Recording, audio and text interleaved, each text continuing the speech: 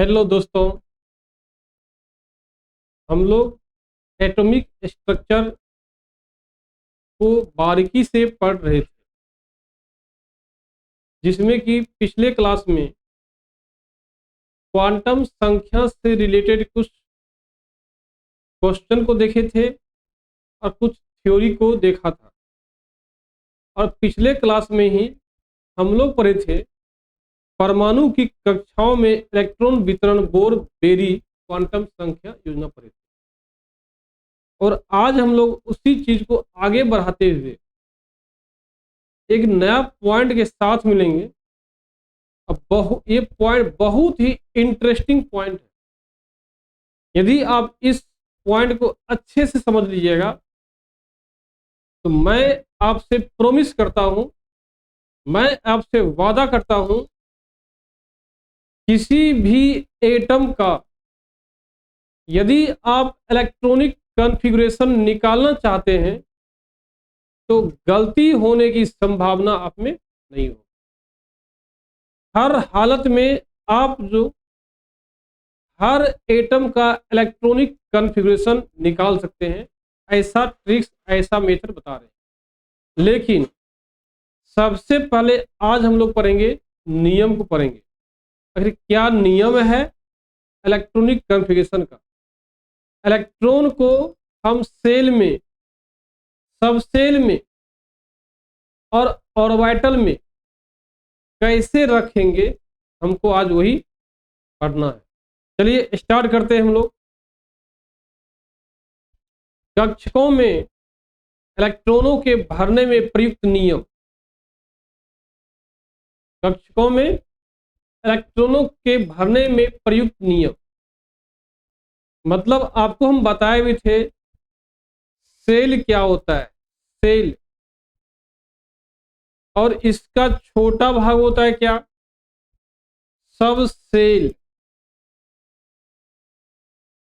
और इसको क्या बोलते हैं हम लोग, सेल बोलते हैं। इसका भी छोटा भाग होता है ऑर्बिटल। ऑर्बिटल तो हम लोग देखेंगे ऑर्बिटल्स में इलेक्ट्रॉन को किस नियम के तहत भरी जाती है। आज हम लोग उसी का स्टडी करेंगे। चलिए स्टार्ट करते क्लास को। हम लोग क्या स्टार्ट करेंगे, कक्षकों में इलेक्ट्रॉन के भरने में प्रयुक्त होने वाले कुछ नियम। इस नियम को सबसे पहले दिया कौन था, पॉली का अपवर्जन सिद्धांत दिया था। मीन्स ऑर्बिटल में इलेक्ट्रॉन भरी जाती है तो निश्चित तौर पे ऑर्बिटल में इलेक्ट्रॉन भरी जाएगी। तो इस नियम को सबसे पहले पॉली का अपवर्जन सिद्धांत दिया था। देखिए नियम, देखिए क्या है।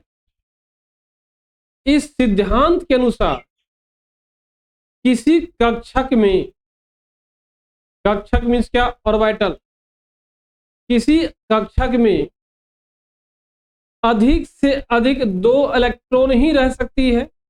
जैसे एग्जांपल लीजिए, क्या ये आपका हो गया एस कक्षक, और इसमें अधिक से अधिक 2 इलेक्ट्रॉन रह सकता है। जैसे देखिए पी क्या सेल है, पी सब सेल है। इसमें देखिए 3 कक्षक होता है और एक कक्षक में 2 इलेक्ट्रॉन ही रह सकता है। यदि आप तीसरा इलेक्ट्रॉन देते हैं कक्षक में, निश्चित तौर पे वो करना क्या है, हम लोग का गलत हो जाए। एक सवाल ये है, यदि 2 इलेक्ट्रॉन एक कक्षक में है तो इलेक्ट्रॉन पर चार्ज कितना होती है, इलेक्ट्रॉन पर चार्ज होती है -1 चार्ज। और चूंकि एक कक्षक में पॉली का अपवर्जन सिद्धांत कहता है 2 इलेक्ट्रॉन रहेगा, इसका साफ मीनिंग है दोनों इलेक्ट्रॉन के बीच क्या होगा, रिपल्सन होगा। क्यों, क्योंकि इलेक्ट्रॉन इलेक्ट्रॉन के बीच हमेशा रिपल्सन होती है। क्यों रिपल्सन होती है? क्योंकि दोनों इलेक्ट्रॉन पर एक ही प्रकार का चार्ज होता है। इसीलिए पॉली साहब बोलते हैं, पॉली का अपवर्जन सिद्धांत कहता है कि एक कक्षक में 2 इलेक्ट्रॉन रखिए, लेकिन दोनों इलेक्ट्रॉन का जो चक्रण होता है, क्या होता है? चक्रण होता है, एक दूसरे के विपरीत अलग अलग दिशा में होता है। कहने में क्या है? देखिए, आप एक डब्बा है, यदि एक ऊपर की ओर लेते हैं तो दूसरे को क्या लेना पड़ेगा? नीचे की ओर लेना पड़ेगा। या आप इसको ऐसे भी कह सकते हैं, एक कक्षक है, यदि एक आप इस कोना में लेते हैं, दूसरे को क्या इस कोना में लेना होगा। मतलब क्या? मतलब ये है, दोनों इलेक्ट्रॉन को एक दूसरे से दूर दूर होना चाहिए। यही बोलता है पॉली का अपवर्जन सिद्धांत कहता है। क्या बोलता है? पॉली का अपवर्जन सिद्धांत कहता है। क्या कहता है? कि एक कक्षक में पॉली का अपवर्जन सिद्धांत क्या कहता है? एक कक्षक में अधिक से अधिक 2 इलेक्ट्रॉन रहेगा, लेकिन दोनों इलेक्ट्रॉन का जो चक्रण का दिशा होगा वो एक दूसरे के विपरीत होगा। क्यों विपरीत होगा? क्योंकि दोनों पर चार्ज कितना होता है? -1 होता है और -1 होता है। आइए नेक्स्ट पॉइंट देखते हैं हम लोग हैं, हुंड्स का नियम। हुंड्स का नियम क्या कहता है वो देखिए हम लोग। तो हुंड्स का नियम कहता है किसी भी उपकोष में इलेक्ट्रॉन का युग्मन केवल उस प्रारंभ में होता है जब प्रत्येक कक्ष में पहले एक एक इलेक्ट्रॉन भर दी जाती है। जैसे एग्जांपल देखिए, क्या है? P एक क्या है? उपकक्षक है। ये क्या है? P है। P एक क्या है? उपकक्षक है। P एक क्या है? उपकक्षक है। P उपकक्षक में कुल देखिए कक्षा कितना है? 3 है। कक्षक 3 है। तो पॉली बोलता है सबसे पहले आप तीनों में एक इलेक्ट्रॉन क्या कर लिए? भर लीजिए। तीनों में एक एक इलेक्ट्रॉन क्या कर लीजिए? भर लीजिए। तीनों में एक एक इलेक्ट्रॉन भरने के बाद, तीनों में एक एक इलेक्ट्रॉन भरने के बाद यदि इलेक्ट्रॉन शेष बचा हुआ है तो आप क्या कीजिए? इसको पेयर कीजिए। क्या कीजिए? आप पेयरिंग कीजिए। मतलब क्या? पेयरिंग युग्मन तब करेंगे जब सबसे पहले एक एक इलेक्ट्रॉन को हम लोग भर देंगे। यही बोलता है हुंड्स का नियम कहता है। क्या बोलता है? कि यदि कोई भी कक्षक है, यदि कोई भी उपकोष है, उपकक्षा है, उस उपकक्षा में कक्षक की संख्या 1 से अधिक है, जैसे S में कक्षक कितना है? 1 होता है। S में कक्षक कितना होता है? 1 होता है। P में कक्षक कितना? 3 होता है। D में P एक है, P है, P में कक्षक कितना होता है? P में कक्षक 3 होता है। D में उप कक्षक कितना होता है? 5 होता है। 5 होता है। तो D में यदि इलेक्ट्रॉन भरना शुरू करेंगे तो पहले क्या करेंगे? एक एक इलेक्ट्रॉन को भर देंगे। पहले एक एक इलेक्ट्रॉन को भर देंगे। जब एक एक इलेक्ट्रॉन भरा जाएगा, एक एक इलेक्ट्रॉन भर देंगे, तब यदि इलेक्ट्रॉन बचा हुआ है उसको पेयरिंग करना स्टार्ट करेंगे। यही बोलता है हुंड्स का नियम बोलता है। आइए नेक्स्ट पॉइंट देखते क्या बोलता है। अफवाहु का नियम देखिए क्या होता है। देखिए अलग अलग साइंटिस्ट जो है अलग अलग बात बोल रहा है। पॉली का अपवर्जन सिद्धांत क्या बोलता है? अब याद होगा आपको। हुंड्स का नियम क्या बोलता है? आपको याद हो गया होगा। अब अफवाहु का नियम क्या बोलता है हम लोग ये देखेंगे। देखिए इलेक्ट्रॉनिक कॉन्फ़िगरेशन, या आप जब इलेक्ट्रॉन को रीअरेंजमेंट करते, इलेक्ट्रॉन को रीअरेंजमेंट करने का मीनिंग क्या है कि इलेक्ट्रॉन को रखना according to shell, according to subshell. तो सबसे पहले इलेक्ट्रॉन को कहां रखेंगे, सेल में रखेंगे कि सब सेल में रखेंगे। तो जैसा कि हम लोग थ्योरी क्लास में पढ़े भी थे पीछे वाले क्लास में कि सबसे कम एनर्जी होता है 1s को, उससे अधिक 1s से अधिक एनर्जी होता है 2s को, 2s से अधिक एनर्जी होता है 2p को, 2p से अधिक एनर्जी होगा 3s को, और 3s को से अधिक एनर्जी होगा 3p से, डॉट डॉट डॉट जाता है। गाने में क्या, ये बढ़ते क्रम में एनर्जी को रखा गया है, बढ़ते क्रम में सेल को अरेंज किया गया है अकॉर्डिंग टू एनर्जी। तो बोलता क्या हो, देखिए, ऊर्जा की तलस्त अवस्था में, तलस्त मींस क्या, जिसके पास क्या है, सबसे कम एनर्जी है। अब बोल रहा है ऊर्जा की तलस्त अवस्था में परमाणु अल्पमत ऊर्जा वाले उपकोष में प्रवेश करती है। कहने का मतलब है सबसे पहले जो इलेक्ट्रॉन इंटर करेगा, क्या करेगा, इलेक्ट्रॉन इंटर करेगा, किसमें करेगा, तो इलेक्ट्रॉन इंटर उसमें करेगा जिसका एनर्जी अल्पमत है, जिसका ऊर्जा क्या है, कम है। कम ऊर्जा वाले उपकोष में इलेक्ट्रॉन पहले प्रवेश करती है। तो दूसरा देखिए बात बोलता क्या है, इस नियम से परमाणु में प्रवेश करने वाले इलेक्ट्रॉन द्वारा ग्रहण की जाने वाली ऊर्जा के स्तर का निर्धारण होता है। मतलब क्या, इलेक्ट्रॉन जहां पहले आपने रख दिया, इलेक्ट्रॉन पहले आपने जिस सेल के सब सेल में रख दिया, उसका एनर्जी क्या है, निर्धारण करता है। निर्धारण यह करता है उसके पास एनर्जी सबसे क्या है, कम है।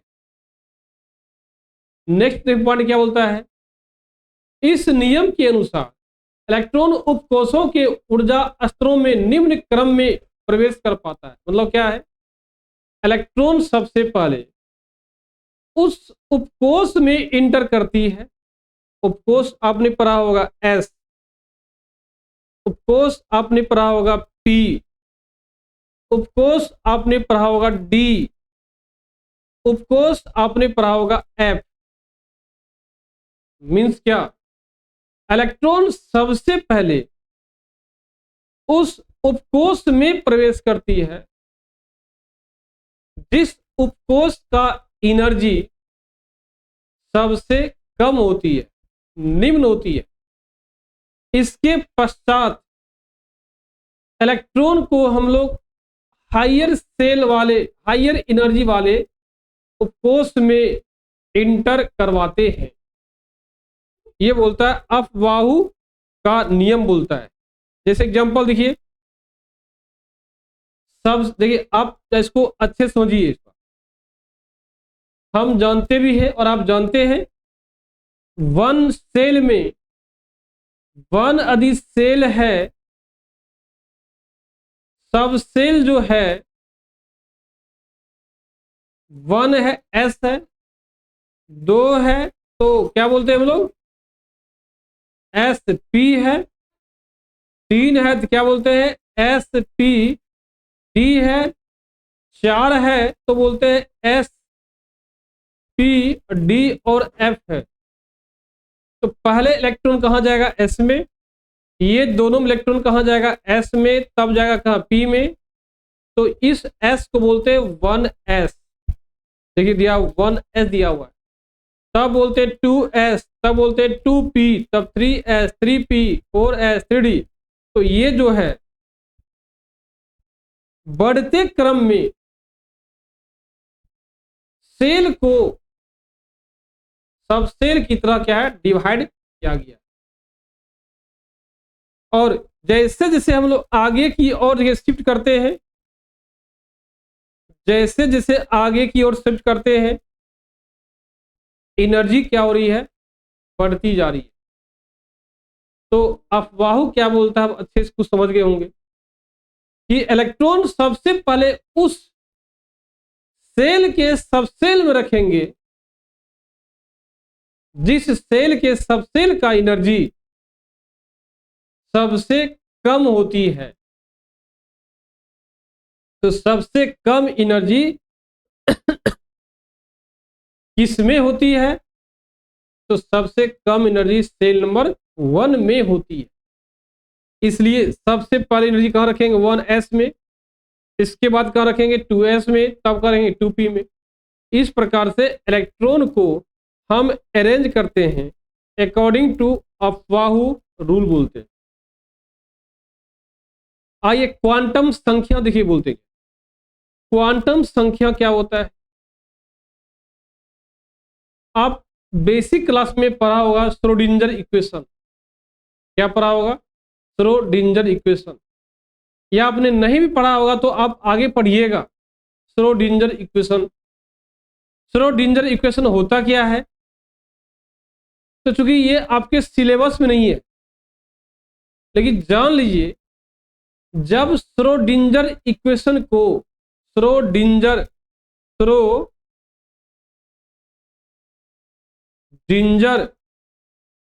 समीकरण को, जब श्रोडिंगर समीकरण को आप सॉल्व करते हैं, कुछ संख्या में नंबर प्राप्त होता है, कुछ संख्या में नंबर प्राप्त होता है। उसी ग्रुप ऑफ नंबर को, कोई नंबर की संख्या को क्या बोलते हैं, क्वांटम संख्या कहते हैं। क्या बोलेंगे हम लोग, क्वांटम संख्या कहते हैं। अब देखिए परमाणु के नाभिक में परितः इलेक्ट्रॉन की स्थिति को, तो यहां मिसप्रिंट हो गया, परमाणु के नाभिक नहीं हुआ, परमाणु के नाभिक के बाहर, हाँ सही सही है, परमाणु के नाभिक के परितः, परितः मीन्स क्या होता है, बाहर।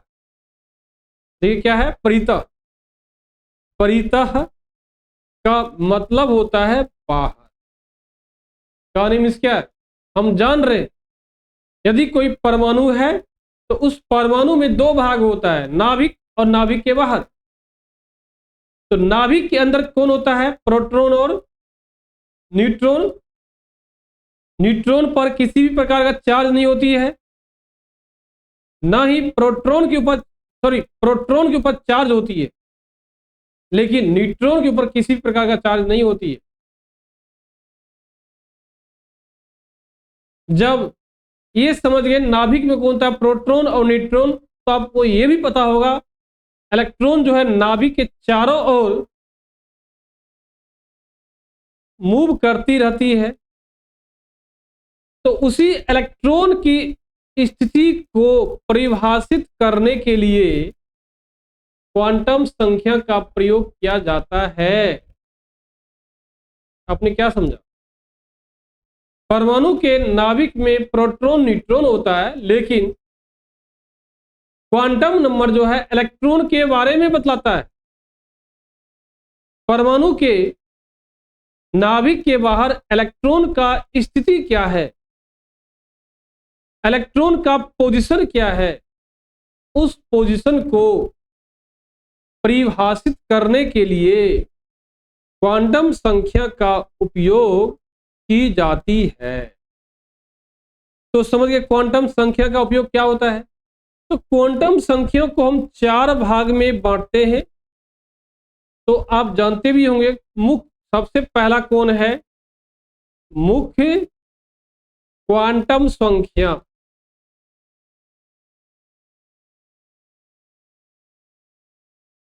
मुख्य क्वांटम संख्या जिसको बोलते हैं प्रिंसिपल क्वांटम नंबर। दूसरा देखिए बोलते हैं एजीमिचुअल क्वांटम नंबर, एजीमिचुअल क्वांटम नंबर, तीसरा बोलते हैं मैग्नेटिक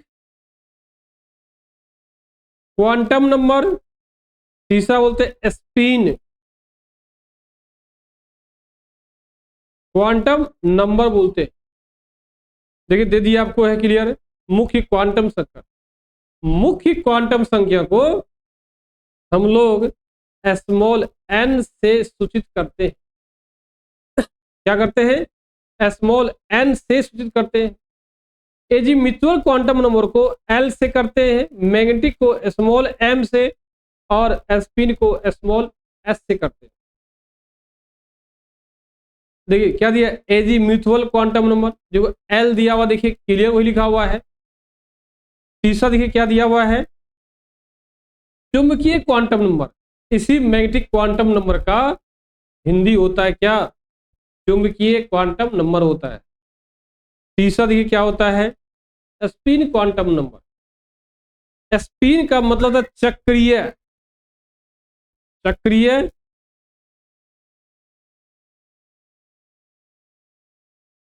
क्वांटम संख्या होता है।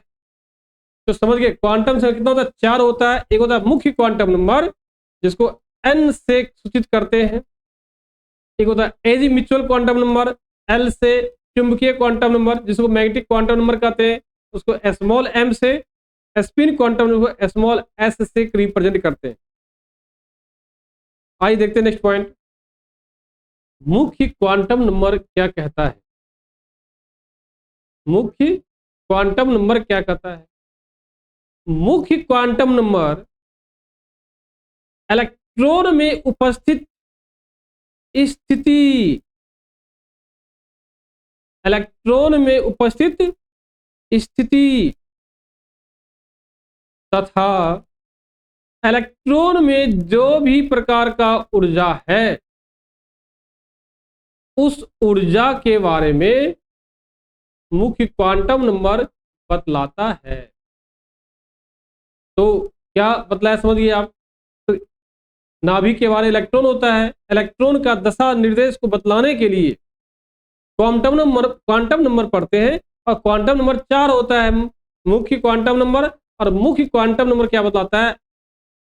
नाभिक के बाहर जो इलेक्ट्रॉन है उसकी स्थिति के बारे में बतलाता है और उसमें जो ऊर्जा है उसको पता लगाने के बारे में बतलाता है। कौन? मुख्य क्वांटम नंबर।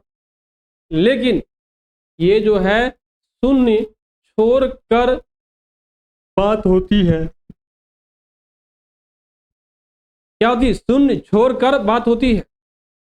नेक्स्ट देखिए क्या है, एजीम्यूचुअल क्वांटम नंबर। अब एजीम्यूचुअल क्वांटम नंबर को हम लोग बताए थे क्या, एल से रिप्रेजेंट करते हैं। और एजीम्यूचुअल क्वांटम नंबर क्या बतलाता है? यह इलेक्ट्रॉन उपकक्षा के आकार को निर्धारण करता है। आप पढ़ेंगे सेल, दूसरा क्या, सब सेल। तो एजीम्यूचुअल क्वांटम नंबर सब सेल के आकार को निर्धारित करता है। कौन? एजीम्यूचुअल क्वांटम नंबर। और एजीम्यूचुअल क्वांटम नंबर का मान जो होता है शून्य से कहां तक पहुंचता है? n-1 तक पहुंचता है।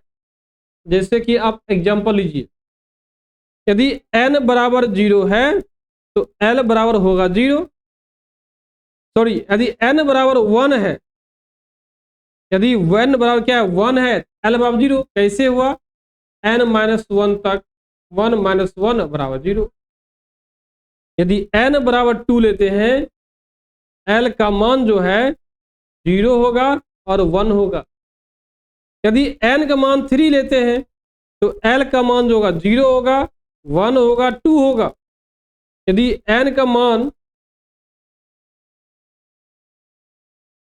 मान 4 लेते हैं तो l का मान जो होगा 0, 1, 2, 3 होगा। देखिए क्या है, जितना n का मान है उतना ही मान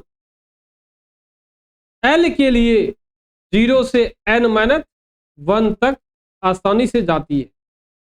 नेक्स्ट पॉइंट देखिए क्या इसमें है,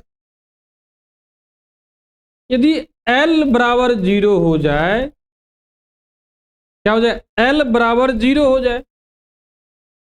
तो ये क्या है, एज म्यूचुअल क्वांटम नंबर है, तो इसको S क्या बोलते हैं, बोलते हैं। यदि L बराबर 1 हो जाए इसको क्या बोलते हैं, P बोलते हैं। यदि L बराबर 2 हो जाए तो इसको D कहते हैं। यदि L बराबर क्या 3 हो जाए,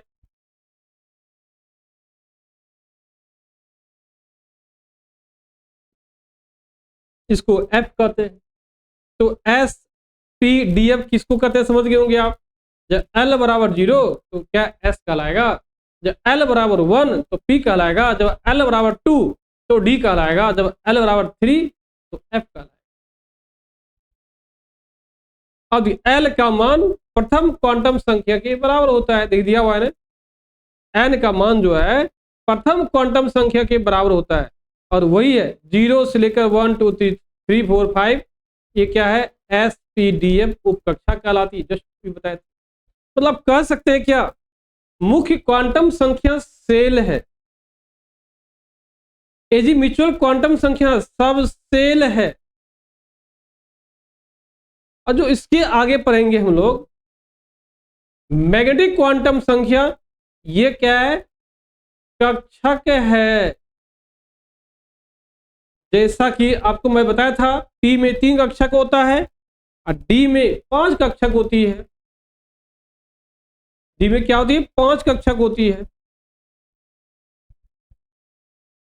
F में, D में 3 कक्षक होती है और F में 5 कक्षक होती है। आज देते हैं स्पिन क्वांटम नंबर। देखिए चुंबकीय क्वांटम, देखिए क्या है, चुंबकीय क्वांटम नंबर को हम लोग स्मॉल m से रिप्रेजेंट करते हैं, और इसका मान जो है L पर निर्भर करता है। यदि L का मान 0 होगा तो m का मान 0 होगा। यदि L का मान 1 होगा तो m का मान +1 0 और -1 होगा। यदि L का मान 2 होगा तो m का मान जो है -2 -1 0 1 2 होगा। देख रहे हैं, जैसे एग्जांपल लीजिए, क्या है, ये S लेते हैं, S है मतलब 0, L अब क्या 0 है, इसमें जो है इसका नाम 0 S और क्या 0 देंगे। ठीक, देखिए क्या P है ना, देखो P सब सेल है, इसमें क्या देंगे हम लोग,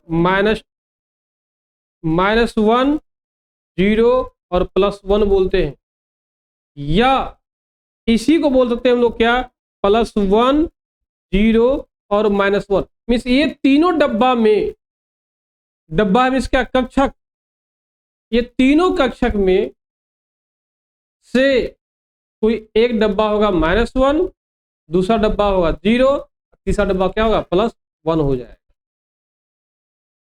नहीं, देखिए क्या है, अब देखिए प्रत्येक L के दिए गए मान के लिए, L के दिए गए मान के लिए M का जो मान होगा -1 से +1 तक होगा।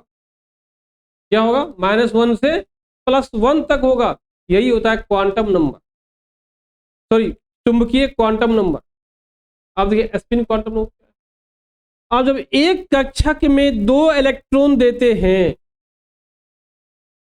तो दोनों इलेक्ट्रॉन का डायरेक्शन जो है ना, दोनों इलेक्ट्रॉन का डायरेक्शन जो है अलग अलग होता है। ये दोनों इलेक्ट्रॉन को एक दूसरे से दूर दूर देते हैं। क्या करते हैं, दूर दूर देते हैं। अब सवाल है दूर दूर देते क्यों हैं, क्योंकि इलेक्ट्रॉन पर चार्ज होता है, माइनस होता है। तो यदि एक ही कक्षक में 2 इलेक्ट्रॉन रहेगा, दोनों को दूर दूर नहीं रखा जाएगा, निश्चित तौर पर दोनों इलेक्ट्रॉन के बीच रिपल्सन होगा, और रिपल्सन होगा तो कक्षक जो है स्टेबल नहीं हो पाएगा। इसलिए दोनों इलेक्ट्रॉन को अलग अलग डायरेक्शन में दी जाती है। लास्ट पर देखिए क्या है, यदि दोनों को अलग अलग डायरेक्शन में देगा तो एक ऊपर होगा, दूसरा नीचे होगा। जो ऊपर होता है उसको +1/2 अप स्पिन कहते हैं, जो नीचे होता है उसको क्या बोलते हैं, -1/2, जो कि डाउन स्पिन कहलाता है। देखिए यही था हम लोग का क्वांटम संख्या। आज हम लोग क्या पढ़े, क्या क्या पढ़े, पॉली का, आज हम लोग क्या पढ़े, पॉली का अपवर्जन सिद्धांत पढ़े, होन्स नियम पढ़े, अफवाहु नियम पढ़े। इसके अलावा आपने क्वांटम संख्या पढ़ा। अब क्वांटम संख्या को प्राप्त कहां से करते हैं, श्रोडिंगर इक्वेशन करते हैं, जो कि आपके सिलेबस में है नहीं, इसलिए श्रोडिंगर इक्वेशन को ज्यादा हम लोग विस्तार नहीं किए। बस हम जाने श्रोडिंगर इक्वेशन से कुछ संख्या प्राप्त होती है और उसी संख्या को जब कंबाइन करते एक साथ रखते हैं तो बोलते हैं क्वांटम संख्या कहते हैं। क्या बोलेंगे, क्वांटम संख्या कहते हैं। तो आपको मैं सिर्फ यही कहना चाहता हूं, आप बारीकी से देख भी रहे हैं, मैं देख रहा हूं वीडियो को, आप सही में अच्छे से देख रहे हैं, लेकिन थोड़ा और मोटिवेट होने के लिए, और आप चाहते क्लास को अच्छे बनाया जाए, तो आप प्लीज, आपसे मैं रिक्वेस्ट कर रहा हूं, आप सब वीडियो देखते मुझे पता है, लेकिन चैनल को सब्सक्राइब नहीं करते, तो आप हमारे चैनल को अवश्य सब्सक्राइब कर लीजिए, क्योंकि प्रिपरेशन साथी पर बहुत बारीकी से हर एक पेपर का पढ़ाई हो रहा है, और जिसमें कि आप जानते हैं मैं क्या पढ़ा रहा हूँ, केमिस्ट्री पढ़ा रहा हूँ। और आपको कहीं भी दिक्कत होता है तो प्रिपरेशन साथी पर अवश्य कॉल कीजिए और बतलाइए, या कमेंट में बतलाइए यदि कहीं डाउट है, ताकि आपके डाउट को हम क्लियर कर सकें। चलिए आज तक हम लोग यही रखते हैं, कल मिलेंगे एक नया पॉइंट के साथ, तब तक के लिए बाय।